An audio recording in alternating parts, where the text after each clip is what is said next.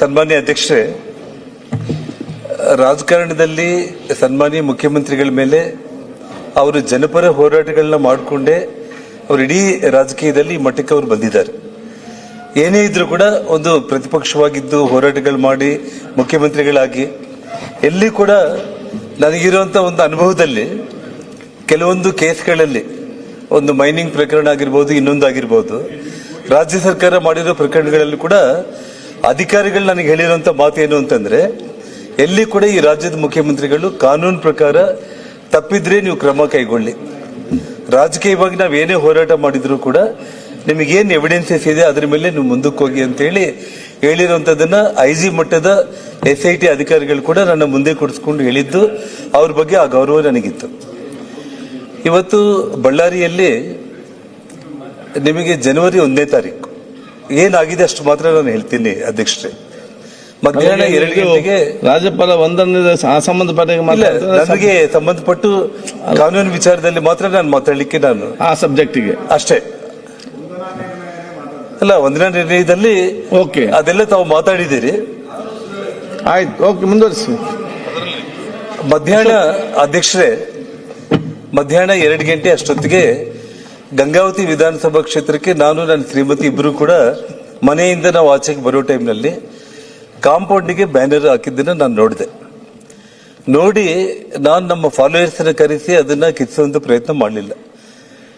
ನಗರದ ಬ್ರೂಸ್ಪೇಟ್ ಪೊಲೀಸ್ ಸ್ಟೇಷನ್ಗೆ ಫೋನ್ ಮಾಡಿ ಸರ್ಕಲ್ ಇನ್ಸ್ಪೆಕ್ಟರ್ಗೆ ದಯಮಾಡಿ ಈ ರೀತಿ ಮನೆ ಹತ್ರ ಬ್ಯಾನರ್ಗಳು ಹಾಕಿದ್ದಾರೆ, ತಾವು ಬಂದು ಅದನ್ನ ತೆರವುಗೊಳಿಸಿ ಅಂತಂದ್ರೆ ಪೊಲೀಸರೇ ಅಲ್ಲಿಗೆ ಬಂದು ಅಲ್ಲಿ ಆ ಬ್ಯಾನರ್ನ ತೆರವುಗೊಳಿಸಿ ಅಲ್ಲಿಂದ ಮತ್ತೆ ಮುಂದೆ ಏನಾದರೂ ಪ್ರಾಬ್ಲಮ್ ಆಗ್ಬಹುದು ಅಂತ ಹೇಳ್ಬಿಟ್ಟು 2-3 ಪೊಲೀಸರನ್ನು ಕೂಡ ಅಲ್ಲಿ ಡಿಪ್ಯೂಟ್ ಮಾಡಿದ್ರಲ್ಲಿ. ಆ ನಂತರ ನಾನು ಗಂಗಾವತಿಯಿಂದ ಅಲ್ಲಿ ಒಂದು ಜಾತ್ರೆ ಇತ್ತು, ಅದು ಮುಗಿಸ್ಕೊಂಡು ವಾಪಸ್ ಬರುವಂತ ಸಂದರ್ಭದಲ್ಲಿ ನನಗೆ ಫೋನ್ ಬಂತು. ಮನೆ ಮುಂದೆ ಒಂದು 40-50 ಮಂದಿ ಬಂದು ಚೇರ್ಸ್ ಹಾಕೊಂಡು ಅಲ್ಲೇ ಕುತ್ಕೊಂಡ್ಬಿಟ್ಟು ಪ್ರೈವೇಟ್ ಗನ್ಮೆನ್ಗಳು ಒಂದು 4-5 ಮಂದಿ ಕುತ್ಕೊಂಡ್ಬಿಟ್ಟು MLA ಫಾಲೋವರ್ಸ್ ಬ್ಯಾನರ್ಗಳನ್ನ ಮತ್ತೆ ಹಾಕಿಸ್ತಾ ಇದ್ದಾರೆ ಅಲ್ಲಿ ಅಂತ ಹೇಳಿ ಫೋನ್ ಬಂತು ಅಧ್ಯಕ್ಷರೇ. ಆ ಸಮಯದಲ್ಲಿ ಮತ್ತೆ ನಾನು ಬ್ರೂಸ್ಪೇಟ್ ಪೊಲೀಸ್ ಸ್ಟೇಷನ್ಗೆ ನಾನು ಮತ್ತೆ ಫೋನ್ ಮಾಡಿದೆ. ನೀವು ಮಧ್ಯಾಹ್ನ ತೆರವುಗೊಳಿಸಿದಿರಿ, ಮತ್ತೆ ಬಂದು ಒಂದು 40-50 ಮಂದಿ ಗುಂಪು ಬಂದು ಮನೆ ಮುಂದೆನೆ ಚೇರ್ಸ್ ಹಾಕೊಂಡು ಕೂತ್ಕೊಂಡು ಅಲ್ಲಿ ಬ್ಯಾನರ್ಸ್ ಹಾಕ್ತಾ ಇದ್ದಾರೆ, ಸ್ವಲ್ಪ ಕ್ರಮ ಕೈಗೊಳ್ಳಿ ಅಂತೇಳಿ ನಾನು ಮತ್ತೆ ಪೊಲೀಸರಿಗೆ ಫೋನ್ ಮಾಡಿದೆ. ಯಾಕಂದ್ರೆ ಮೊಬೈಲು, ಫೋನು, ರೆಕಾರ್ಡ್ ಪೊಲೀಸರಿಗೆ ನಾನು ಫೋನ್ ಮಾಡಿದ್ದು ಎಲ್ಲವೂ ಕೂಡ ರೆಕಾರ್ಡ್ ಇರುತ್ತೆ, ಅದ್ರ ಬಗ್ಗೆ ಏನು ಸಂಶಯ ಇಲ್ಲ. ಪೊಲೀಸರು ಬಹಳ ಈಸಿಯಾಗಿ ತಗೊಂಡ್ರು. ಮೋಸ್ಟ್ಲಿ ಅವ್ರೇಂದ್ರೆ ಒಂದು 40-50 ಮಂದಿ ಇದ್ದಾರೆ, ಹೋಗಿ ನಾವು ಬ್ಯಾನರ್ಸ್ ತೆಗಿಸಿ ಅಲ್ಲಿರೋರ್ನ ಮತ್ತೆ ವಾಪಸ್ ಕಳಿಸಬಹುದು ಅಂತ ಹೇಳಿ ಅನ್ಕೊಂಡಿದ್ದಾರೆ. ಅಲ್ಲಿ ಸ್ವಲ್ಪ ಇಂಟೆಲಿಜೆನ್ಸ್ ಫೇಲ್ಯೂರ್ ಆಗಿರ್ಬೇಕು. ಪೊಲೀಸರು ಈ ಮಟ್ಟಕ್ಕೆ ಅವರು ಏನು ಬಂದಿದ್ದಾರೋ ಪ್ರೀ ಪ್ಲಾನ್ಡ್ ಆಗಿ ಮಧ್ಯಾಹ್ನ 2 ಗಂಟೆಗೆ ಬ್ಯಾನರ್ ತೆಗೆದಿದ್ದ ಕಾರಣ ಸಾಯಂಕಾಲ 6 ಗಂಟೆಗೆ ಮತ್ತೆ ಅವ್ರ ಮನೆಗೆ ಹೋಗಿ ಬ್ಯಾನರ್ಸ್ ಹಾಕೋಣ, ಅವ್ರು ಮತ್ತೆ ಏನಾದ್ರು ವಿರೋಧ ಮಾಡಿದ್ರೆ ಅವ್ರನ್ನ ಹೇಗಾದ್ರೂ ಮಾಡಿ ಅಟ್ಯಾಕ್ ಮಾಡಬೇಕು ಅನ್ನೋಂಥ ಲೆಕ್ಕದಲ್ಲಿ ನಮ್ಮ ಮನೆ ಎದುರುಗಡೆ 2 ಹೊಸ ಬಿಲ್ಡಿಂಗ್ಗಳು ಕನ್ಸ್ಟ್ರಕ್ಷನ್ ಆಗ್ತಾ ಇದೆ. ಅದ್ರ ಮೇಲೆ ಸುಮಾರು ಕಲ್ಲುಗಳನ್ನ ಎಲ್ಲದನ್ನ ಪ್ರೀ ಪ್ಲಾನ್ಡ್ ಆಗಿ ಎಲ್ಲ ಮಾಡ್ಕೊಂಡಿದ್ರು, ನಮ್ಗೆ ಗೊತ್ತಾಗ್ಲಿಲ್ಲ ಅದು. ಆ ಫೋನ್ ಬಂದ ತಕ್ಷಣ ನಾನು ಪೊಲೀಸರಿಗೂ ಫೋನ್ ಮಾಡಿದೆ, ತಕ್ಷಣ ಶ್ರೀರಾಮುಲು ಅವ್ರಿಗೂ ನಾನು ಫೋನ್ ಮಾಡಿದೆ. ಶ್ರೀರಾಮುಲು ಮನೆ ಮುಂದೆ ಬಂದೆಲ್ಲ ಕುಂತಿದ್ದಾರೆ, ಮನೆಯಲ್ಲಿ ನಾನು ವೈಫ್ ಕೂಡ ಯಾರೂ ಇಲ್ಲ, ಮನೆಯಲ್ಲಿ ಮಗ ಒಬ್ಬನೇ ಇದ್ದಾನೆ, ದಯಮಾಡಿ ನೀನು ಸ್ವಲ್ಪ ಅಲ್ಲಿಗೆ ಹೋಗ್ಬಿಟ್ಟು ಏನಾಗ್ತಾ ಇದೆ ನೋಡು, ಪೊಲೀಸರು ಕೂಡ ನಾನು ಹೇಳಿದ್ದೀನಿ ಅಂತ ನಾನು ಹೇಳಿದೆ. ಅಲ್ಲಿಗೆ ಅಷ್ಟೊತ್ತಿಗೆ ಶ್ರೀರಾಮುಲು ಕೂಡ ಜನರಲ್ ಆಗಿ ಯಾವಾಗ ಅವ್ರ ಗುಂಪು ಬಂದಿದ್ರು ಸಹಜವಾಗಿ ಶ್ರೀರಾಮುಲು ಅವ್ರ ಜೊತೆಯಲ್ಲೂ ಕೂಡ ಒಂದು 50-100 ಮಂದಿ ಅಲ್ಲಿಗೆ ಬಂದ್ರು. ಬಂದು ಶ್ರೀರಾಮುಲು ಅವ್ರ ಹತ್ರ ಮಾತಾಡುವಂತ ಸಂದರ್ಭದಲ್ಲಿ ಸಿಕ್ಕಾಪಟ್ಟೆ ಕುಡಿದಿದ್ರು. ಅವ್ರ ಫಾಲೋವರ್ಸ್ ಹೆಸರನ್ನು ಕೂಡ ಹೇಳಲಿಕ್ಕೆ ನನಗೆ ಇಷ್ಟ ಇಲ್ಲ, ಯಾಕಂದ್ರೆ ಚಿಲ್ಲರೆ ರೌಡಿಗಳು, ಅವ್ರ ಹೆಸರು ಹೇಳೋ ಅವಶ್ಯಕತೆ ಇಲ್ಲ. ಶ್ರೀರಾಮುಲು ಅವರು ಅವ್ರನ್ನ ರಿಕ್ವೆಸ್ಟ್ ಮಾಡಿದ್ದಾರೆ ಏನಂತ ಹೇಳಿ, ದಯಮಾಡಿ ಇಲ್ಲಿಂದ ನೀವು ಖಾಲಿ ಮಾಡ್ಕೊಂಡು ಹೋಗ್ರಿ, ಮನೆ ಮುಂದೆ ಬಂದು ಈ ರೀತಿ ಬ್ಯಾನರ್ಗಳು ಹಾಕಿ ಗಲಾಟೆ ಮಾಡೋದು ಸೂಕ್ತ ಇಲ್ಲ, ಅದೇ ನಿಮ್ಮ ಮನೆಗಳಿಗೆ ಬಂದ್ರೆ ಚೆನ್ನಾಗಿರಲ್ಲ, ಫಸ್ಟ್ ಇಲ್ಲಿಂದ ಹೋಗ್ರಿ ಅಂದ್ರೆ ಅಲ್ಲಿ ಪೊಲೀಸ್ ಇನ್ಸ್ಪೆಕ್ಟರ್ಸ್ ಕೂಡ ಅಲ್ಲೇ ಇದ್ದಾರೆ, ಪೊಲೀಸ್ ಇನ್ಸ್ಪೆಕ್ಟರ್ಸ್ ಇದ್ದಾರೆ.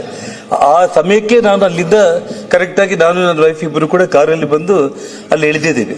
ಅಷ್ಟೊತ್ತಿಗೆ ಸಿಕ್ಕಾಪಟ್ಟೆ ಕ್ರೌಡ್ ಅಂದ್ರೆ ಒಂದು 200-300 ಮಂದಿ ಕ್ರೌಡ್ ಸೇರ್ಕೊಂಡಿದ್ದಾರೆ. ತಳ್ಳಾಟ ಕೂಗಾಟ ಓ ಅಂತ ಗಲಾಟೆ ಮಾಡ್ತಾ ಇದ್ರು. ಶ್ರೀರಾಮುಲು ಮೇಲೆ ಶ್ರೀರಾಮುಲು ಹೇಳಿದಾಗ ಇಮಿಡಿಯೇಟ್ ಆಗಿ ಅಲ್ಲಿ ಅವನೊಬ್ಬನು ಮಾತಾಡ್ತಾನೆ, ಇವನೇನ್ ದೊಡ್ಡ ಬ್ಯಾಡ್ ಲೀಡರ್, ಫಸ್ಟ್ ಇವನ್ನ ಹಾಕ್ರು ಅನ್ನೋದನ್ನ ಆ ವಿಡಿಯೋ ಕೂಡ ನಾವು ಮೀಡಿಯಾಗೆ ರಿಲೀಸ್ ಮಾಡಿದೀವಿ.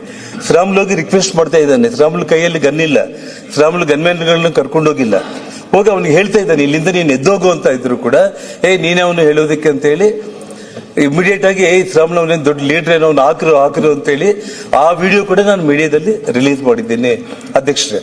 ತಕ್ಷಣ ಅಲ್ಲಿ ಶ್ರೀರಾಮುಲು ಹೋಗಿ ನಾ ಮಾತಾಡ್ತಾ ಇದ್ದಾನೆ, ಇಮಿಡಿಯೇಟ್ ಆಗಿ ರೇಸ್ ಆಗಿಬಿಟ್ಟು ಗನ್ಗಳನ್ನ ಗಾಳಿಯಲ್ಲಿ ದೀಪಾವಳಿ ಯಾವ ರೀತಿ ಇರುತ್ತೇನೋ ಆ ರೀತಿ ಪಟ್ಟ ಹಾರಿಸುವಂಥದ್ದು. ನಾನು ಅಲ್ಲಿ ಏನು ಒಂದು 10 ಅಡಿದಲ್ಲಿ ಇದ್ದೇನೆ. ಯಾವಾಗ ಕಾರ್ ಸ್ಟಾಪ್ ಆಯ್ತು, ಜನಾರ್ದನ್ ರೆಡ್ಡಿ ಬಂದ ಅಂತ ಹೇಳಿ ಕೂಗಿದ್ರೆ ನಾನು ನಮ್ಮ ಫಾಲೋಯರ್ಸ್ ಅಥವಾ ಶ್ರೀರಾಮುಲಿಗೆ ಬೇಕಾಗಿದ್ದವರು ನಾನು ಬಂದೆ ಅಂತ ಹೇಳಿ ಶ್ರೀರಾಮುಲಿಗೆ ಏನಾದ್ರು ಹೇಳಲಿಕ್ಕೆ ಕೇಳಿದ್ರೇನು ಅಂತ ಅನ್ಕೊಂಡೆ. ಇಮಿಡಿಯೇಟ್ ಆಗಿ ಫೈರಿಂಗ್ ನಮ್ಮ ಮೇಲೆ, ಆಫೀಸ್ ಮೇಲೆ, ಅದು ಕಂಪ್ಲೀಟ್ ಮನೆ ಡೈರೆಕ್ಷನ್ ಅಲ್ಲಿ ನನ್ನ ಮೇಲೆ ಫೈರ್ ಮಾಡ್ತಾನೆ ಇದ್ದಾರೆ. ಸುಮಾರು ನಾನು 3 ಬುಲೆಟ್ಗಳನ್ನ ನಾನು ಮೀಡಿಯಾಗೆ ನಾನು ತೋರಿಸಿದೆ. ಬಾಂಬ್ ಸ್ಕ್ವಾಡ್ ಮತ್ತು ಈ ಫೋರೆನ್ಸಿಕ್ ಅವರೆಲ್ಲ ನಮ್ಮ ಮನೆಗೆಲ್ಲ ಬಂದು ನಮ್ಮ ಮನೆ ಕಾಂಪೌಂಡ್ ಒಳಗಡೆಯಿಂದ ಆಫೀಸು ಗ್ಲಾಸ್ಗಳು ಮುರೆ ಬಿಡ್ತಿದ್ದು, ಮನೆ ಮೇಲೆ ಬಿದ್ದ ಪೆಟ್ರೋಲ್ ಬಾಂಬ್ಸ್, ಪೆಟ್ರೋಲ್ ಬಾಟಿಲ್ಸ್, ಬಿಯರ್ ಬಾಟಿಲ್ಸ್ ಅವೆಲ್ಲ ಕೂಡ ಅವರು ಕಲೆಕ್ಟ್ ಮಾಡ್ಕೊಂಡು ಹೋಗಿದ್ದಾರೆ ಅಧ್ಯಕ್ಷರೇ. ಇದು 7:07 ಆಯ್ತು ಈ ಘಟನೆ, 7 to 7:30 ಆಯ್ತು. ಆ ಸಮಯಕ್ಕೆ ಯಾವಾಗ ಅಲ್ಲಿ ಫೈರಿಂಗ್ ಎಲ್ಲ ಆಗಿ ಗಲಾಟೆ ಆಗಿ ನಾನು ಮೀಡಿಯಾದಲ್ಲಿ ಮಾತಾಡೋದ್ರೊಳಗಡೆ SP ಮತ್ತು IG ಇಬ್ಬರು ಸ್ಥಳಕ್ಕೆ ಬಂದರು. ವಾಸ್ತವ ಹೇಳ್ಬೇಕಂದ್ರೆ SP IG ಬಂದಿಲ್ಲ ಅಂತಂದ್ರೆ ಅಲ್ಲಿ ಏನು ಅನಾಹುತ ಆಗ್ತಾ ಇತ್ತು, ಎಷ್ಟು ಮಂದಿ ಪ್ರಾಣಗಳು ಕಳ್ಕೋಬೇಕಾಗಿತ್ತು ಗೊತ್ತಿಲ್ಲ. ಬಟ್ ಭಗವಂತ ದೊಡ್ಡವನಂತಂದ್ರೆ SP IG ಇಬ್ಬರು ತಕ್ಷಣ ನಮ್ಮ ಮನೆ ಕಾಂಪೌಂಡ್ ಒಳಗಡೆ, ಯಾಕಂದ್ರೆ ನನ್ನ ಅಲ್ಲಿರುವಂತ 5-6 ಮಂದಿ ಪೊಲೀಸರೇ ಪಾಪ ಆ ಫೈರಿಂಗ್ ಆಗೋ ಟೈಮ್ನಲ್ಲಿ ಕಂಪ್ಲೀಟ್ ನಾನು ಹೀಗೆ ಇಟ್ಕೊಂಡ್ಬಿಟ್ಟು ನಮ್ಮ ಫಾಲೋವರ್ಸ್ ಸಮೇತ ನನ್ನ ಮನೆ ಒಳಗಡೆ ಪೂರ್ತಿ ತಗೊಂಡೋಗ್ಬಿಟ್ರು. ಅಷ್ಟೊತ್ತಿಗೆ SP IG ಇಬ್ಬರು ಕೂಡ, ಅದು ಎಲ್ಲ ವಿಡಿಯೋಗಳಿದೆ, ಪ್ರತಿ ಒಂದು ವಿಡಿಯೋ ಇದೆ ಅಧ್ಯಕ್ಷರೇ ನಿಮಗೆ. ಇಲ್ಲಿ ಯಾವುದು ಕೂಡ ನಾನು ಏನ್ ಮಾತಾಡ್ತಾ ಇದ್ದೇನೆ ಕ್ಷಣಕ್ಕೂ ಕೂಡ ವಿಡಿಯೋ ರೆಕಾರ್ಡಿಂಗ್ಗಳೆಲ್ಲ ಕೂಡ ಆಗಿರುವಂತದ್ದು. SP IG ಅಲ್ಲಿಗೆ ಬಂದ್ಬಿಟ್ಟು ಅಷ್ಟೊತ್ತಿಗೆ ಏನಾಯ್ತು, ನಮ್ಮ ಕಡೆಯಿಂದ ಕೂಡ 4-5 ಸಾವಿರ ಜನ ಸಿಟಿಯಲ್ಲಿ ಟಿವಿಗಳಲ್ಲಿ ನೋಡ್ಬಿಟ್ಟು ಸಿಕ್ಕಾಪಟ್ಟೆ ಜನ ಬಂದ್ರು. SP IG ನನ್ನ ಹತ್ರ ಶ್ರೀರಾಮುಲು ನಾನು ಇಬ್ಬರು ನಿಂತ್ಕೊಂಡಿದ್ದೀವಿ, ನಮ್ಮನ್ನ ರಿಕ್ವೆಸ್ಟ್ ಮಾಡಿದ್ರು.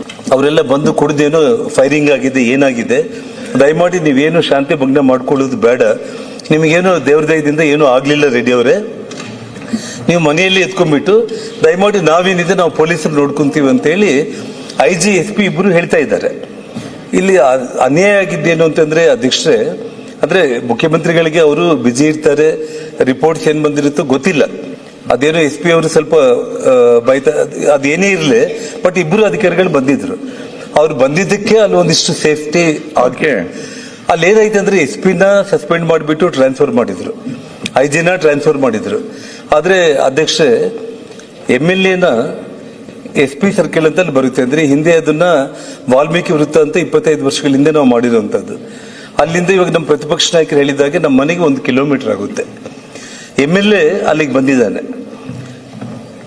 ಒಬ್ಬ DSP, ಒಬ್ಬ ASP ಆಗಿರ್ಬೋದು, ಯಾರೇ ಆದ್ರೂ ಕೂಡ MLA ನ ಅಲ್ಲಿಂದ ತಕ್ಷಣ ನೀನು ಮನೆಗೆ ಹೋಗು, ಅಲ್ಲಿ SP IG ಜನಾರ್ದನ್ ರೆಡ್ಡಿ ಮನೆ ಹತ್ರ ಇದ್ದಾರೆ. ಜನ ಎಲ್ಲ ಕೂಡ ಕಂಪ್ಲೀಟ್ ಫೈರಿಂಗ್ 7:15 7:07 ನಡುವೆ ಫೈರಿಂಗ್ ಮುಗ್ದೋಗಿದೆ. ನೀನು ಮತ್ತೆ ಅನಾವಶ್ಯಕವಾಗಿ ಅವ್ರ ಮನೆ ಹತ್ರ ಹೋಗಿ ಜಗಳ ಇನ್ನೂ ಸೀರಿಯಸ್ ಆಗುತ್ತೆ ಅಂತ ಹೇಳ್ಬಿಟ್ಟು MLA ನ ಗಾಡಿಯಲ್ಲಿ ಹತ್ತಿಸ್ಕೊಂಡ್ಬಿಟ್ಟು ಹೋಗಿ ಅವನ ಮನೆಯಲ್ಲಿ ಬಿಟ್ಬಿಟ್ಟಿದ್ರೆ ಯಾವ ಅನಾಹುತ ಕೂಡ ಆಗ್ತಾ ಇದ್ದಿಲ್ಲ. ಇಲ್ಲೇನಾಯ್ತು, MLA ಕೂಡ ಪಾಪ ಏನೇನು ತಕೊಂಡಿದ್ದೋ ಗೊತ್ತಿಲ್ಲ, ನಾನು ಮಾರನೇ ದಿನ ಬ್ಲಡ್ ಟೆಸ್ಟ್ ಮಾಡಿಸ್ರಿ ಅಂತ ಹೇಳಿದ್ದೆ. ನಾನು ಮಾಧ್ಯಮಗಳ ಮೂಲಕ ಸರ್ಕಾರಕ್ಕೆ ವಿನಂತಿ ಮಾಡಿದ್ದೆ. ನಾನು ಬಹಳ ಆವೇಶದಲ್ಲಿ ಸುಮಾರು ತಾನೇ ಮಾತಾಡಿರೋ ವಿಡಿಯೋಗಳಲ್ಲೇ 5,000 ಜನಗಳ ಜೊತೆ ನಾನು ಇಲ್ಲಿಗೆ ಬಂದಿದ್ದೀನಿ, ನಾನು ಅವನ ಮನೆ 5 ನಿಮಿಷದಲ್ಲಿ ಸುಟ್ಬಿಡ್ತೀನಿ, ನಾನು ತಾಳ್ಮೆ ಕಡ್ಕೊಂಡ್ರೆ ಬಳ್ಳಾರಿನೇ ಭಸ್ಮ ಮಾಡಿಬಿಡ್ತೀನಿ ಅಂತೇಳಿ ಮಾತಾಡ್ದೆ. ಆ ಮಾತುಗಳು ಯಾವಾಗ ಮಾತಾಡ್ದೆ ಅಂತಂದ್ರೆ, ಒಬ್ಬ ಕಾಂಗ್ರೆಸ್ ಕಾರ್ಯಕರ್ತ ಗುಂಡಿಗೆ ಬಲಿ ಆದ್ಮೇಲೆ ಕರೆಕ್ಟ್ 9 ಗಂಟೆಗೆ ನಮ್ಮ ಮನೆ ಎದುರುಗಡೆ ಬಂದಿದ್ದಾರೆ. ಅದು ಎಲ್ಲ CC ಕ್ಯಾಮೆರಾಗಳಲ್ಲಿ, ವಿಡಿಯೋಗಳಲ್ಲಿ ಎಲ್ಲ ರೆಕಾರ್ಡ್ ಆಗಿದೆ. 5,000 ಜನಗಳ ಜೊತೆ ದೊಡ್ಡ ರ್ಯಾಲಿ ತರ ಮನೆ ಹತ್ರ ಬಂದ್ಬಿಟ್ಟು ಬಂದ ತಕ್ಷಣ ಮನೆ ಮೇಲೆ ಗನ್ಗಳಿಂದ ಫೈರಿಂಗ್, ಬಾಟಿಲ್ಗಳು ಪಟ ಪಟ ಪಟ ಪಟ ಪಟ ಬಾಟಿಲ್ಸ್ ಬಿಲ್ಡಿಂಗ್ಗಳ ಮೇಲೆ, ಗ್ಲಾಸ್ಗಳ ಮೇಲೆ ಬೀಳ್ತಾನೆ ಇದೆ. ಪ್ರೈವೇಟ್ ಗನ್ಮ್ಯಾನ್ಗಳು ಫೈರಿಂಗ್ ಮಾಡ್ತಾ ಇದ್ದಾರೆ. ನೂರಾರು ವಿಡಿಯೋಗಳು ಅದೆಲ್ಲ ಇವತ್ತು ಮೀಡಿಯಾದಲ್ಲೆಲ್ಲ ಕೂಡ ಬಂದಿರುವಂಥದ್ದು. ಆ ಸಮಯದಲ್ಲಿ ಏನಾಗಿದೆ ಅಂತಂದ್ರೆ ಒಬ್ಬ ಕಾಂಗ್ರೆಸ್ ಕಾರ್ಯಕರ್ತ ರಾಜಶೇಖರ್ ಅಂತ ಹೇಳ್ಬಿಟ್ಟು ಅವನು ಬಾಟ್ಲಿಲ್ ತಗೊಂಡು ನಮ್ಮ ಮನೆ ಮೇಲೆ ಹಾಕೋ ವಿಡಿಯೋಗಳು ರೆಕಾರ್ಡ್ ಆಗಿದೆ. ಆ ಹುಡುಗ ಪೊಲೀಸರು ಬಂದು ಲಾಠಿ ಚಾರ್ಜ್ ಮಾಡ್ತಾರೆ. ಆ ಲಾಠಿ ಚಾರ್ಜ್ ಮಾಡೋ ಸಮಯದಲ್ಲಿ ಅವನು ಆ ಲಾಠಿ ಏಟಿಗೆ ತಡ್ಕೊಳ್ಳಾರ್ದೇನೆ ಅವ್ನು ಹಿಂದೆ ತಿರುಗಿ ಹಿಂಗೆ ಓಡ್ತಾ ಇರ್ತಾನೆ. ಅವ್ನು ಕರೆಕ್ಟ್ ಬೆನ್ ಹಿಂದೆನೆ ಆ ಪ್ರೈವೇಟ್ ಗನ್ಮ್ಯಾನ್, ಯಾಕಂದ್ರೆ ಮಿಸ್ಫೈರ್ ಅನ್ನೋದು ಡಿಫ್ರೆಂಟ್. ಮಿಸ್ಫೈರ್ ಅನ್ನೋದಾಗ್ಲಿ ಅಥವಾ ನನ್ನ ಪ್ರಾಣ ರಕ್ಷಣೆಗೆ ಯಾರಾದ್ರೂ ನನ್ನ ಮೇಲೆ ಹೀಗೆ ವಾಪಸ್ ಎದುರುಗಡೆ ಬಂದ್ರೆ ನಾನು ಫೈರಿಂಗ್ ಮಾಡೋದು ಡಿಫ್ರೆಂಟ್. ಆದ್ರೆ ಒಬ್ಬ 26 ವರ್ಷ ಯುವಕ ಅವನು ವಾಪಸ್ ಹಿಂಗೆ ಓಡೋಗ್ತಾ ಇದ್ರೆ ಅವನ್ ಬೆನ್ ಹಿಂದೆನೆ ಪಾಯಿಂಟ್ ಬ್ಲಾಂಕ್ ಎಲ್ಲ ಅವನು ಫೈರ್ ಮಾಡಿ ಅಲ್ಲೇ ಸ್ಪಾಟ್ ಅಲ್ಲೇ ಡೆತ್ ಆಗಿದ್ದಾನೆ. MLA ಅಲ್ಲೇ ನಿಂತಿದ್ದಾನೆ, ಪೊಲೀಸರು ಅಲ್ಲೇ ಇದ್ದಾರೆ, ಸಿಟಿ DSP ಅಲ್ಲೇ ಇದ್ದಾರೆ, ಸಿಟಿ ASP ಅಲ್ಲೇ ಇದ್ದಾರೆ, ಇನ್ಸ್ಪೆಕ್ಟರ್ಸ್ ಇದ್ದಾರೆ. ಎಲ್ಲರ ಸಮಕ್ಷಮದಲ್ಲಿ ನನ್ನ ಆಫೀಸ್ ಮುಂದೆನೆ 10 ಅಡಿ ದೂರದಲ್ಲೇ ಒಬ್ಬ ಕಾರ್ಯಕರ್ತ ಡೆತ್ ಆಗ್ಬಿಟ್ಟ. ಡೆತ್ ಆದ ತಕ್ಷಣ ಮೀಡಿಯಾದವ್ರು ಕೇಳ್ತಾ ಇದ್ರು, ಅವರೇ ಸಾಯಿಸ್ಬಿಟ್ಟಿದ್ದಾರೆ, ಅವ್ರನ್ನ ಅರೆಸ್ಟ್ ಮಾಡೋವರೆಗೂ ನಾನು ಇಲ್ಲಿಂದ ಎದ್ದು ಹೋಗೋದೇ ಇಲ್ಲ, ನಾನು ಇಲ್ಲೇ ಕೊಡ್ತೀನಿ ಅಂತೇಳಿ ಸುಮಾರು ಸ್ಟ್ರೈಕ್ ಮಾಡಿ ಸಿಕ್ಕಾಪಟ್ಟಿ ಮೀಡಿಯಾದಲ್ಲಿ ಆ ಲ್ಯಾಂಗ್ವೇಜ್ ಏನೆಲ್ಲ ಮಾತಾಡಬೇಕು ಮಾತಾಡಿದ್ದಾನೆ. ಅದಾದ್ಮೇಲೆ ಕೂಡ ಇಷ್ಟೆಲ್ಲ ಅನಾಹುತ ಆಗ್ಲಿಕ್ಕೆ ಪೊಲೀಸ್ ವೈಫಲ್ಯ, ಇದರಲ್ಲಿ ಎರಡನೇ ಮಾತೇ ಇಲ್ಲ. ಯಾಕಂದ್ರೆ ಈ ಹಿಂದೆ ಕೂಡ ನಾವು ಈ ರಾಜಕೀಯದಲ್ಲಿ ಹೋರಾಟ ಮಾಡೋ ಸಂದರ್ಭದಲ್ಲಿ ಒಬ್ಬ ಮಂತ್ರಿನೇ ಶರತ್ ಚಂದ್ರ ಅಂತ IPS ಅಧಿಕಾರಿಗಳು FIR ಮಾಡಿ ಎತ್ತಿ ವ್ಯಾನಲ್ಲಿ ಹಾಕೊಂಡು ಮಂತ್ರಿನೇ ತಗೊಂಡೋಗ್ಬಿಟ್ಟು ಸ್ಟೇಷನ್ ಅಲ್ಲಿ ಕೂಡಿಸ್ಕೊಂಡಿದ್ದ ಘಟನೆಗಳು ಹಿಂದೆ ಆಗಿತ್ತು. ಇಲ್ಲಿ MLAನ ಆ ಸರ್ಕಿಲ್ ಅಲ್ಲೇ ತಗೊಂಡ್ಬಿಟ್ಟು ಅವ್ರ ಮನೆಗೆ ಹೋಗಿ ಬಿಟ್ಟು ನಮ್ಮನ್ನ ಮನೆ ಒಳಗಡೆ ಇಟ್ಟು ಆ ಜನಗಳನ್ನ ಡಿಸ್ಪರ್ಸ್ ಮಾಡಿದ್ರೆ ಒಬ್ಬ ಅಮಾಯಕ ಸತ್ತೋಗ್ತಾ ಇದ್ದಿಲ್ಲ. ಅದು ಆ ಕಾಂಗ್ರೆಸ್ ಕಾರ್ಯಕರ್ತನೇ ಆಗಿದ್ದ ಕಾರಣ ಮಾರನೇ ದಿನಕ್ಕೆ ಓವರ್ ಆಲ್ ಆಗಿ ಇಶ್ಯೂ ಏನಾಯ್ತು, ಜಿಲ್ಲಾ ಉಸ್ತುವಾರಿ ಮಂತ್ರಿಗಳು ಜಮೀರ್ ಅವರೇ ಹೇಳಿದ್ರು ಅವರ ಪ್ರೈವೇಟ್ ಗನ್ಮ್ಯಾನ್ಗಳಿಂದಾನೇ ಆ ಕಾರ್ಯಕರ್ತ ಡೆತ್ ಆದ ಅಂತ ಹೇಳ್ಬಿಟ್ಟು. DSP ಸುಮೋಟೋ ಕೇಸ್ ಅಂತ ಫೈಲ್ ಮಾಡ್ಕೊಂಡಿದ್ರು. 1000 ಮಂದಿ ಜನಗಳ ಜೊತೆ MLA ಜನಾರ್ದನ್ ರೆಡ್ಡಿ ಅವ್ರ ಮನೆ ಮೇಲೆ ದಾಳಿ ಮಾಡಿದ್ದಾರೆ ಅಂತೇಳಿ ಸುಮೋಟೋ ಕೇಸು ರಿಜಿಸ್ಟರ್ ಆಗಿದೆ.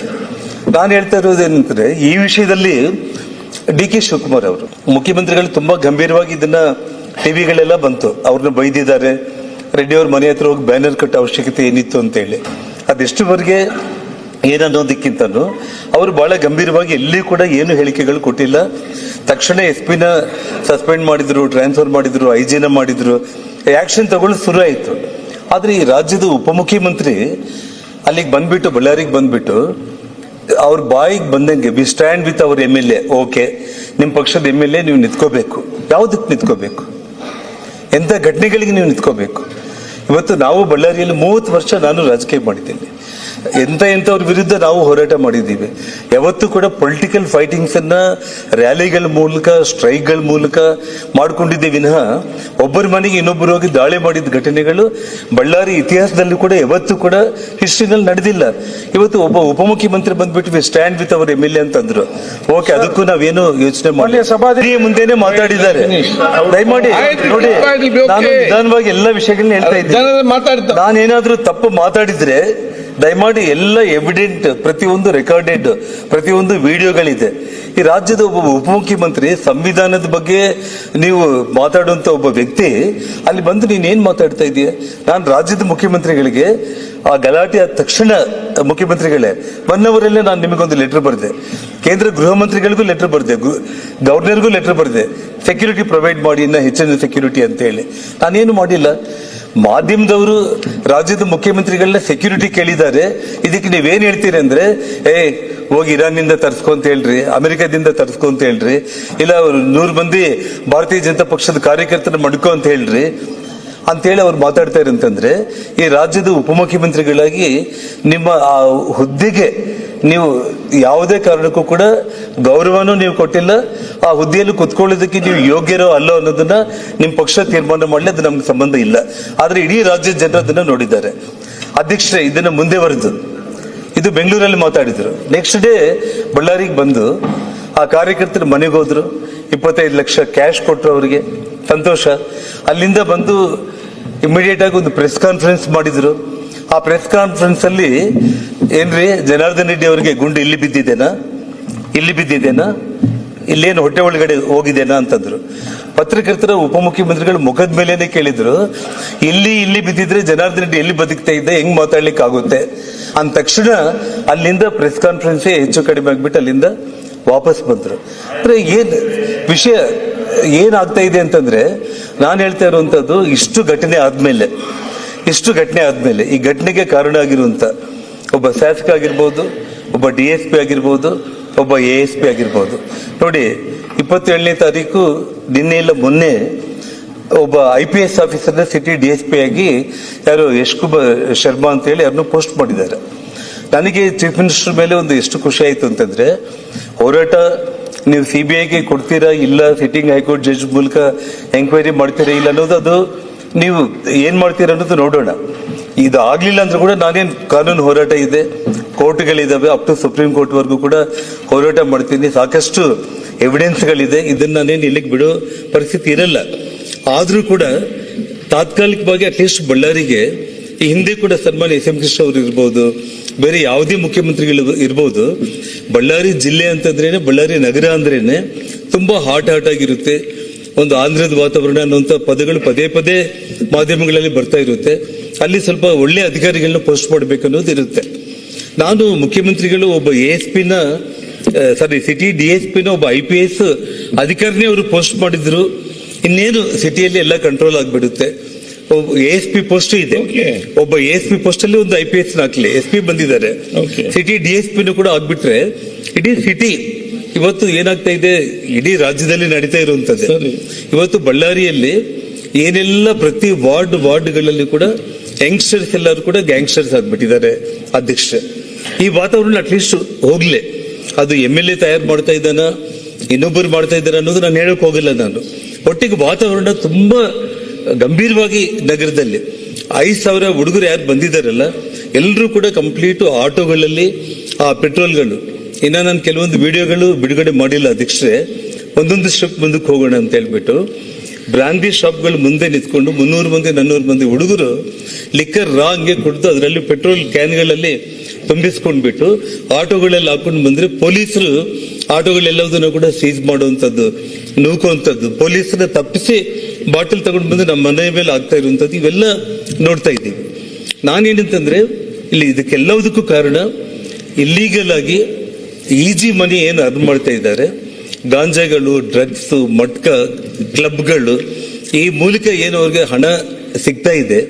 ಆ ಕಾರಣಕ್ಕೆ ಅದು ಮುಂದೆವರಿಬೇಕು ಅಂತಂದ್ರೆ ಜನಾರ್ದನ್ ರೆಡ್ಡಿ ಅವ್ರ ಕುಟುಂಬನ ಇಲ್ಲಿ ನಾವು ಅಂತ್ಯ ಮಾಡಬೇಕು ಅನ್ನುವಂಥ ಒಂದು ಕಾರಣ ಇಲ್ಲಿ ಎದ್ದು ಕಾಣಿರುವಂತ ಒಂದು ವಿಷಯ. ದಯಮಾಡಿ ಮುಖ್ಯಮಂತ್ರಿಗಳನ್ನ ನಿಮ್ ಕೈ ಜೋಡಿಸಿ ನಮಸ್ಕಾರ ಮಾಡಿ ನಾನು ಕೇಳ್ಕೊಳ್ತಾ ಇದ್ದೀನಿ. ರಾಜಕೀಯವಾಗಿ ನಾನೇನ್ ಮಾಡಿದ್ದೀನಿ, ನೀವು ನಮ್ಮ ಮೇಲೆ ಏನು ಹೋರಾಟ ಮಾಡಿದ್ದೀರಿ, ಅದ್ರ ಬಗ್ಗೆ ನನ್ಗೇನು ನೋವಿಲ್ಲ. ಇದು ಹಣೆ ಬರಹ. ನಾವು ಜೈಲಿಗೆ ಹೋಗ್ಬೇಕಾಗಿತ್ತು, ಗಣಿ ಇನ್ನೊಂದು ನೀವು ಇದೆಲ್ಲ ಕೂಡ ನಮ್ಮ ಪ್ರಾಪ್ತ ಏನಿರುತ್ತೆ ಅದಾಗುತ್ತೆ. ಆದ್ರೆ ನಾನು ನಿಮ್ಮಲ್ಲಿ ರಿಕ್ವೆಸ್ಟ್ ಮಾಡ್ತಾ ಇರುವಂತದ್ದು, ನಿಜವಾಗ್ಲೂ ಕೂಡ ಈ ರಾಜ್ಯದ ಉಪಮುಖ್ಯಮಂತ್ರಿಯಾಗಿ ಅವ್ರು ಏನ್ ನಡ್ಕೊಂಡಿದ್ದಾರೆ, ಅವರ ಮುಖ್ಯಮಂತ್ರಿ ಸ್ಥಾನಕ್ಕೆ ಹೋಗೋದಕ್ಕೆ ಆ ಭಗವಂತ ಅವಕಾಶ ಮಾಡಿ ಕೊಡಬಾರ್ದು ಅನ್ನೋದು ಒಂದು. ನೀವು ದಯಮಾಡಿ ಈ ರಾಜ್ಯದ ಮುಖ್ಯಮಂತ್ರಿಗಳಾಗಿ ಇನ್ನ 2.5 ವರ್ಷ ಇರಬೇಕು, ಕಾನೂನನ್ನ ಕಾಪಾಡಿ, ವಿಶೇಷವಾಗಿ ಬಳ್ಳಾರಿಯಲ್ಲಿ ಈ ಕ್ರಿಮಿನಲ್ ಆಕ್ಟಿವಿಟೀಸ್ ಏನ್ ನಡೀತಾ ಇದೆ ಇದೆಲ್ಲದಕ್ಕೂ ಕಡಿವಾಣ ಹಾಕೋದಕ್ಕೆ ಒಳ್ಳೆ ಅಧಿಕಾರಿಗಳನ್ನ ತಾವು ನೇಮಕ ಮಾಡಿ ಆರಾಮಾಗಿ ಇಡೀ ಕರ್ನಾಟಕ ರಾಜ್ಯ ಇರುತ್ತೆ. ಇಲ್ಲ ಅಂತಂದ್ರೆ ಬಳ್ಳಾರಿಯಿಂದಾನೇ ಇನ್ನ ಮುಂದೆ ಏನೇನ್ ಘಟನೆಗಳಾಗುತ್ತೆ. ಯಾಕಂದ್ರೆ ಈ ಕ್ರಿಮಿನಲ್ ಐಡಿಯಾ ಅಂತ ಒಬ್ಬ ನಾಯಕರುಗಳು ಯಾರೇ ಆಗಿದ್ರು, ಅಧ್ಯಕ್ಷ ಕ್ಲೋಸ್ ಮಾಡ್ತಾ ಇದ್ದೀನಿ, ಯಾರೇ ಒಬ್ಬ ಶಾಸಕ ಆಗಿರ್ಬೋದು, ಯಾರೇ ಇರ್ಬೋದು, ಈ ತರದ್ದು ಒಂದು ಮೆಂಟಾಲಿಟಿ, ಈ ತರದ್ದು ಒಂದು ಆಕ್ಟಿವಿಟೀಸ್, ಒಂದು ಕ್ರಿಮಿನಲ್ಸ್ ನ ತಯಾರು ಮಾಡ್ಕೊಂಡ್ಬಿಟ್ಟು ಸಾವಿರಾರು ಮಂದಿನ ಹಾಕೊಂಡ್ಬಿಟ್ಟು ಯಾರ ಮನೆ ಮೇಲೆ ಆದ್ರೂ ಕೂಡ ನಾನು ಹೋಗಿ ದಾಳಿ ಮಾಡಬಹುದು ಅಂತಂದ್ರೆ ನಾನೇನಷ್ಟು ಸಣ್ಣವನ್ ನಾನೇನಲ್ಲ. ಇವತ್ತು ಬಳ್ಳಾರಿಯಲ್ಲಿ ಇವತ್ತು ನನಗೇನು ಲಕ್ಷಾಂತರ ಜನರಿದ್ದಾರೆ. ಒಂದು ಕಾಲದಲ್ಲಿ 10ರಲ್ಲಿ 9 ಸೀಟ್ ಗೆದ್ದಿರುವಂತವ್ರು ಇವತ್ತು 1 ಸೀಟ್ ಗೆದ್ದು 9 ಸೀಟ್ ಸೋತಿರ್ಬೋದು, ನಾಳೆ 10ಕ್ಕೆ 10 ಗೆಲ್ಬಹುದು. ರಾಜಕೀಯ ಇದು, ಅದೇನೇ ಬದಲಾವಣೆಗಳಾಗಿರ್ಬೋದು. ಅಧಿಕಾರ ಇರ್ಲೇ ಬಿಡ್ಲೆ ಇವತ್ತು ಶಾಂತಿ ಅನ್ನೋದು ಬೇಕು. ಬಳ್ಳಾರಿ ನಗರ ದೊಡ್ಡ ಮಟ್ಟದಲ್ಲಿ ಅಭಿವೃದ್ಧಿ ಆಗಬೇಕು. ಬಳ್ಳಾರಿಯಿಂದ ಎಷ್ಟೋ ಕನಸುಗಳನ್ನ ಇಟ್ಕೊಂಡು, ನಾನಂತಲ್ಲ, ಅಲ್ಲಿ ಯಾರು ಇವಾಗ MLA ಆಗಿದ್ದಾನೆ ಅವ್ರಿಗಾದ್ರೂ ಕೂಡ ಒಂದು ಕನಸುಗಳನ್ನ ಇಟ್ಕೊಂಡು ಬಳ್ಳಾರಿನ ಯಾವ ಮಟ್ಟಕ್ಕೆ ಭಗವಂತ ಕೊಟ್ಟಿರೋ ಒಂದು ಬಂಗಾರದಂತ ಅವಕಾಶವನ್ನು ಉಪಯೋಗಿಸಿಕೊಂಡು ಅಭಿವೃದ್ಧಿ ಆಗ್ಬೇಕಾಗ್ಲೇ ಕೊಲೆಗಳು, ಮನೆಗಳ ಮೇಲೆ ದಾಳಿ ಮಾಡುವಂಥದ್ದು, ಇವತ್ತು ಬಾಂಬ್ಗಳು, ಪ್ರೈವೇಟ್ ಗನ್ಗಳು, ಇವತ್ತು ನಾವು 20 ವರ್ಷದ ಹಿಂದೆ UP ಬಿಹಾರಲ್ಲಿ ಕೇಳ್ತಾ ಇದ್ದಿದ್ದು. ಆದ್ರೆ ಇವತ್ತು ನಮ್ಮ ರಾಜ್ಯದಲ್ಲಿ, ಅದು ನಮ್ಮ ಬಳ್ಳಾರಿಯಲ್ಲಿ ಇಂಥ ಒಂದು ವಿಷಯ ನಡೆದಿದೆ. ನಾನು ದಯಮಾಡಿ ರಾಜ್ಯದ ಮುಖ್ಯಮಂತ್ರಿಗಳಿಗೆ, ತಾವು ಈಗಾಗಲೇ ಮುಖ್ಯಮಂತ್ರಿಗಳಾಗಿದ್ದಾಗ 7 ಪ್ರಕರಣಗಳನ್ನ CBI ಕೊಟ್ಟಿದ್ದೀನಿ ಅಂತ ಹೇಳಿದ್ದೀರಿ. ತಮಗೆ ವಿಶ್ವಾಸ ಇದ್ರೆ, ತುಂಬಾ ಟ್ರಾನ್ಸ್ಪರೆಂಟ್ ಆಗಿ ಆಗ್ಬೇಕು ಅಂದ್ರೆ CBI ಕೊಡಿ. ಒಂದು ವೇಳೆ CBI ಕೊಡ್ಲಿಕ್ಕೆ ಆಗ್ಲಿಲ್ಲ ಅಂತಂದ್ರೂ ಕೂಡ, ಯಾಕಂದ್ರೆ ಅದು ಕೇಂದ್ರ ಸ್ವಾಮಿ ಸಂಸ್ಥೆ, ನಂಬಿಕೆ ಇಲ್ಲ ಅಂತಂದ್ರೆ ತಾವು ತಕ್ಷಣ ಒಂದು ಸಿಟ್ಟಿಂಗ್ ಹೈಕೋರ್ಟ್ ಜಡ್ಜ್ಗೆ ಇದನ್ನ ಎಂಕ್ವೈರಿಗೆ ತಾವೇನಾದ್ರೂ ಕೊಟ್ಟು ತುಂಬಾ ಪಾರದರ್ಶಕವಾಗಿ ನಾನು ಇದ್ದೇನೆ ಅಂತೇಳಿ ತಾವೇನಾದ್ರೂ ತೋರಿಸಿದ್ರೆ, ನನಗೆ ನಿಜವಾಗ್ಲೂ ಕೂಡ ನಾನು ಯಾವತ್ತಿಗೂ ಕೂಡ ಬಳ್ಳಾರಿ ಇಡೀ ಜಿಲ್ಲೆ ಜನರ ಪರವಾಗಿ ನಾನು ನಿಮಗೆ ಕೃತಜ್ಞತೆಗಳನ್ನ ಸಲ್ಲಿಸುವಂತ ಒಂದು ಸಮಯ ಖಂಡಿತವಾಗ್ಲೂ ಕೂಡ ಬರುತ್ತೆ. ನೋಡಿ, ಒಂದು ತಿಂಗಳಾದ್ರೂ ಕೂಡ ಕೇವಲ 3 ಗನ್ಮ್ಯಾನ್ಗಳನ್ನ ಬಂಧನ ಮಾಡಿಬಿಟ್ಟು ಅಲ್ಲಿಗೆ ಕೈ ತೊಳ್ಕೊಳ್ಳುವಂತ ಒಂದು ಸ್ಥಿತಿ ಬರಬಾರ್ದು. ಯಾಕಂದ್ರೆ ಇವತ್ತು ಪ್ರೈವೇಟ್ ಗನ್ಮ್ಯಾನ್ಗಳನ್ನ ಯಾರು ಇಟ್ಕೊಂಡಿದ್ದಾರೆ, ಅದ್ರ ಮಾಲೀಕರು ಯಾರು, ಅವ್ರನ್ನ ಇವತ್ತು ಅರೆಸ್ಟ್ ಮಾಡಬೇಕಾಗಿತ್ತು. ಇವತ್ತು ನಿಮ್ಮ ಪಕ್ಷವನ್ನ ಅಧಿಕಾರಕ್ಕೆ ತಗೊಂಡು ಬಂದಿರುವಂತ ಒಬ್ಬ ಕಾಂಗ್ರೆಸ್ ಕಾರ್ಯಕರ್ತನ ಕೊಲೆ ಆದ್ರೂ ಕೂಡ ಆ ಕೊಲೆಗೂ ಕೂಡ ನ್ಯಾಯ ಸಿಗದೆ ಇರುವಂತ ಒಂದು ಸ್ಥಿತಿ ನಿರ್ಮಾಣ ಮಾಡೋದು ಬೇಡ. ಮುಂದೆ ಬಳ್ಳಾರಿಯಲ್ಲಿ ಇಂಥ ಘಟನೆಗಳು ಆಗದೆ ಇರುವಂತ ರೀತಿಯಲ್ಲಿ ಇಮಿಡಿಯೇಟ್ ಕಾನೂನು ಕ್ರಮಗಳನ್ನ ತಾವೇನು ಕೈಗೊಳ್ಳೋದಕ್ಕೆ ಸಾಧ್ಯತೆ ಇದೆಯೋ ದಯಮಾಡಿ ತಗೋಬೇಕು ಅಂತ ಹೇಳಿ ನಾನು ನಿಮ್ಮಲ್ಲಿ ಮನವಿ ಮಾಡ್ತಾ ಇದ್ದೇನೆ. ತಾವು ಕ್ರಮ ಕೈಗೊಂಡಿಲ್ಲ ಅಂದ್ರೆ ನನಗೆ ಕಾನೂನು ಹೋರಾಟ ಇದೆ. ಆದ್ರೆ ತಾವು ಈ ರಾಜ್ಯದ ಮುಖ್ಯಮಂತ್ರಿಯಾಗಿ ನಾನು ನಿಷ್ಪಕ್ಷಪಾತವಾಗಿ, ನೀವು ಎಲ್ಲ ಡಿಪಾರ್ಟ್ಮೆಂಟ್ ನ ಕರೆಸ್ಕೊಳ್ಳಿ ಮುಖ್ಯಮಂತ್ರಿಗಳೇ, ಎಲ್ಲ ಕೇಳಿ ತಾವು ಪಾಯಿಂಟ್ ಟು ಪಾಯಿಂಟ್ ನೋಡಿ, ನಿಮ್ಮ ಮನಸ್ಸಾಕ್ಷಿಗೆ ಯಾರು ತಪ್ಪು ಮಾಡಿದ್ದಾರೆ ಅಂತಂದ್ರೆ ಅವ್ರನ್ನ ಕ್ರಮ ನಾನು ಕೈಗೊಳ್ಳಲೇಬೇಕು ಅನ್ನೋಂತ ಒಂದು ಯೋಚನೆ ತಾವು ಮಾಡಿದ್ರೆ ಅಷ್ಟೇ ಸಾಕು. ಬಳ್ಳಾರಿಯ ನಿರಂತರ ಸುದ್ದಿಗಾಗಿ ಬಳ್ಳಾರಿ ಬೆಳಗಾಯಿತು ಚಾನೆಲ್ನ ಸಬ್ಸ್ಕ್ರೈಬ್ ಮಾಡಿ ಹಾಗೂ ಬೆಲ್ ಐಕಾನ್ ಒತ್ತಿ.